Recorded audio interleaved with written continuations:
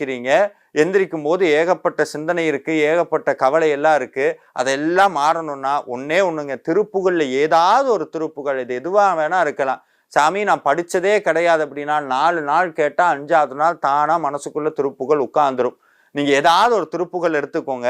48 நாள் தொடர்ந்து முருகப்பெருமானை பார்த்தே தீரணும், வேற எதுவும் கேட்கக்கூடாது. மித்ததெல்லாம் எப்படி சாமி கேட்காம நாங்க சாமியாராக சொல்றீங்களான்னு கேட்டா அப்படி இல்லைங்க. முருகப்பெருமான் மனசுக்குள்ள வந்துட்டா நீங்க என்ன கேட்குறீங்க அதெல்லாம் தானா பின்னாடி வந்துடும், நிச்சயமாக வரும். அதுக்கு ஒரு சாட்சி தான் நான் சொல்லிக்கிட்டு இருக்கேன். நீங்க ஏதாவது ஒரு திருப்புகளை தினமும் காலையில எந்திரிச்சு முருகனை நினைத்து மனசார அதை பாடணும் அப்படின்னா நிச்சயமாக முருகப்பெருமான் கனவுல வருவார். கனவுல வர்றது மட்டும் இல்லைங்க, நீங்க எந்த கோயிலுக்கு வரணும், அது ஆறுபட வீடா இருந்தாலும் சரி, இல்லை எந்த முருகனுடைய கோயிலுக்கு நீங்க வரணும், உங்களுடைய கர்ம வினையை கழிக்க வல்ல திருக்கோயில் எதுன்னு முருகப்பெருமானே அதாவது